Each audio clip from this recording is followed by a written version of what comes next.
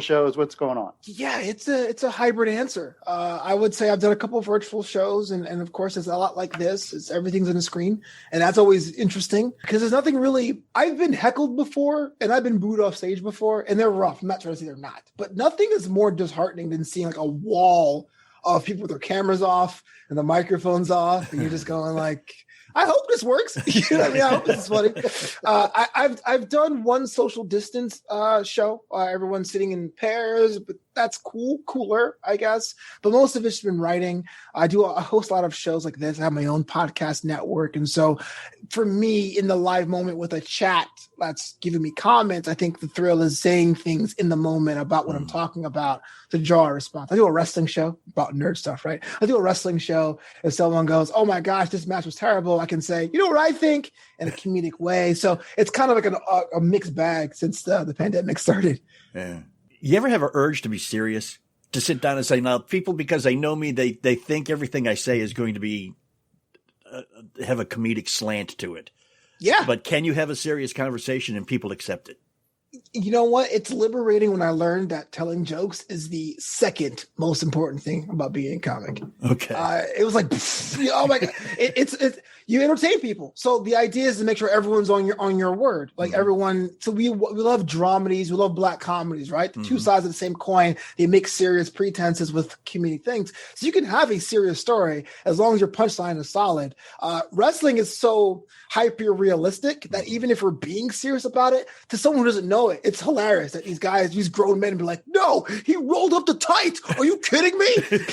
he deserved a title shot, because we all know it's not real, you know. But I'm glad, because a lot of new comics feel the pressure of being like, I have 3 minutes, I give you all the jokes, but comedic sensibilities have shifted. We want to be relatable to our comedians now. And so you can be serious if you like, but don't say it's a comedy show and then make it like a speech. That's like, I don't want to do homework. I don't want to have to go to an assembly, but like mix it in a bit. Yeah. But you're right, John. I mean, I sit here, you know, when we're talking to relatives or we're telling a story and something, and you start to tell a story and you're serious and stuff, and you see that slant, people kind of go, and come on now, be funny. That used to happen to me on the radio all the time. If you were doing talking about something and you didn't do a bit about it, people at the end, they go, oh, wait, you're serious. Oh, that's it. Tiger Woods was in a serious accident the other day, and we're afraid he may never walk again. And there's no end. We're worried about Tiger. Yeah. Savages. How could you? So Cookies and Beer. Oh, the debut album. So immediately I think back on my college years when people would ask you to move. You're going to have anything there? And you're thinking pizza or something like that. And people go, no, we're going to have shortbread, cookies, and beer. Yeah. So that's where my head went. Tell us about this. You hit the nail on the head. I worked for Fox Broadcasting at the time, and my degree was in editing. But when I got there, my boss, much like you guys, stalked me online, realized I wrote the book, so I became a copywriter. So I worked as a digital hand for American Idol. Back in the days, kids used to be on Fox, all right? And what happened one Thursday, you know, I was at my desk, and I was like, all right, guys, I'm going home. All right, Flo, we'll see you tomorrow. And I crossed the main gate. I got a phone call. Hey, your services are no longer needed. Then wait till I finished the day of work. I got fired right outside of the gate. So now I can't go back.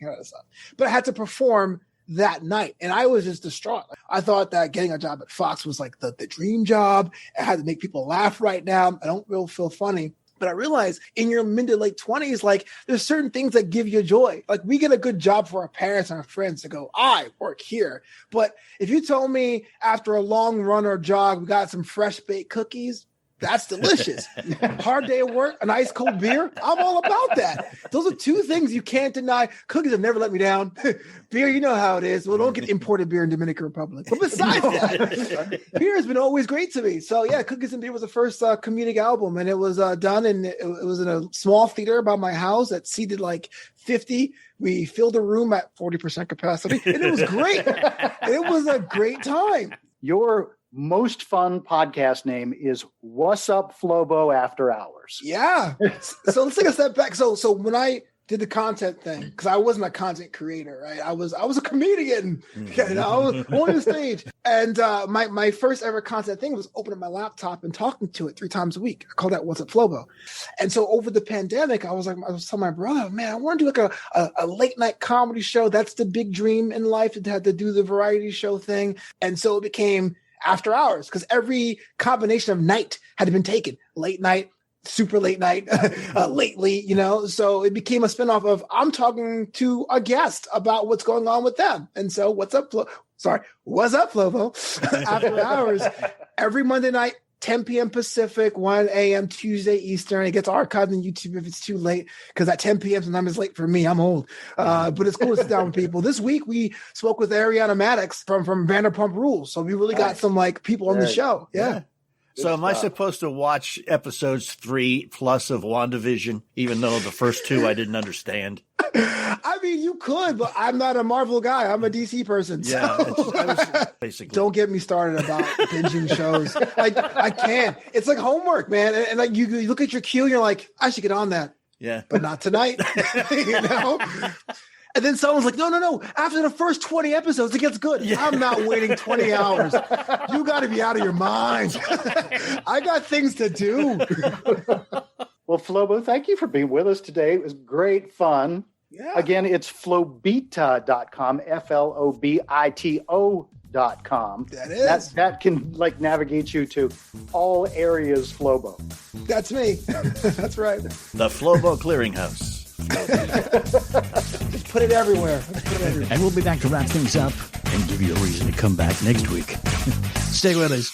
Always wanted to go to college but just haven't found the time? What's the best way to earn your degree? Commuting to campus during these uncertain times? Getting stuck in traffic and rushing to class? Or learning online from your couch with your kid or on your porch with your puppy? At Independence University, your campus is wherever you want it to be. Don't go to college. Let college come to you. That's how you fit college into your schedule. Don't have a home computer? No problem. We can give you a new laptop and tablet to keep after you graduate. Learn from professional instructors with real work experience. And there's employment assistance when you graduate. Get your degree and live a better life. Call now and get a laptop and tablet that's yours upon graduating. Financial aid is available to those who qualify. Get the degree you've always wanted. Call now, 800-798-8549. That's 800-798-8549. 800-798-8549.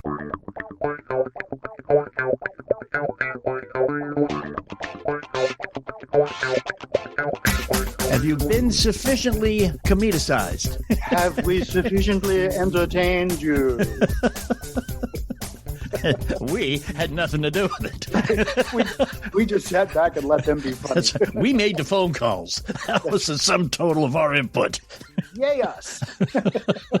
And we have made more phone calls, and we have some other people that you are going to enjoy just as much coming up next week. Are you talking about next week's exciting lineup, John? Next week, our guest is Scott Stokely, 17-time disc golf champion. And I'm sure we will be heckling each other about the difference between traditional golf and disc golf. But when you've got a guy who is probably the single most relatable and known disc golfer in history, he's probably going to win out on that discussion, isn't he? Do you think when he gets here, we should mention the fact that religiously I'm a Presbyterian? I believe when you die, your soul goes up on the roof and you can't get it down. Hey, and speaking of bad jokes, yes. Next week we also have in Golf is a Funny Game, we have a gentleman named Bert Hart who has a wonderful bit that he does on YouTube where he and his friends do a bad joke competition. And so John and I thought, who is more qualified to do a bad joke competition than us? Oh. All right. So thanks for being with us today. We do appreciate it. We do indeed. And just keep in mind that the same people who invented golf and called it a game also invented bagpipes and called it music. Yes, indeed. And remember, too, life is a gift. Go open it. You've been listening to The Approach Shot with the Weekend Golf Guys. If you like this week's episode, be sure to subscribe to the podcast on Apple Podcasts, Spotify, or wherever you download your podcasts. And find us on the web at approachshot.net.